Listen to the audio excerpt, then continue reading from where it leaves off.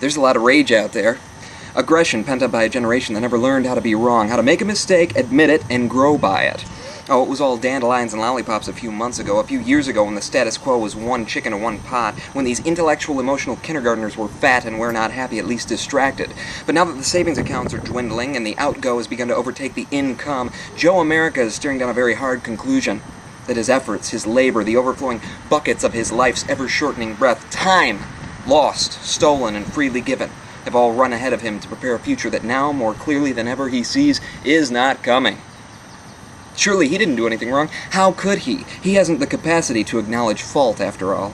Besides, he only did what they told him to, so he reasons, mostly subconsciously, that some dark amorphous figure, probably a politician, maybe a corporation, has come under cover of night and carted off with his future, just up and thieved it. No, he didn't gamble it and lose. He didn't sell it off on the cheap or give it away up front. No, they stole it, those bastards. He was robbed. And it's right about here that we meet Joe. We always tend to catch him in the worst spots, don't we? Oh, you may think you've just bumped into him in a parking lot or crossed paths at the checkout counter, but it is in fact under maroon skies and upon perilous unseen psychological swells that these ships twain collide. You're lucky if he's only rude. Because what our fine Mr. Middle Income has finally got his teeth into is the waste he's made of his own life. He never really liked his work, and he long since conceded the irrelevant uselessness of the task. His home life isn't what it could be, certainly not what he imagined of it when he walked down that aisle, and bobbing in the wake of all his supposed misfortunes float the thousand better things he once intended.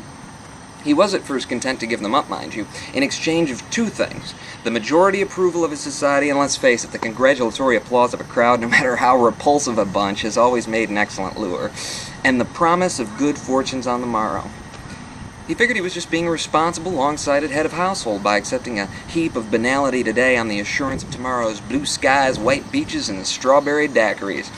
So he gave up his hopes and aspirations, his inventions and adventures, all those would-be wild oats, in trade of a health plan, a paycheck, and a 401k. To be honest, he realized soon enough that he had made something of a raw deal. In fact, he damn near gave it all up once or twice, almost walked away.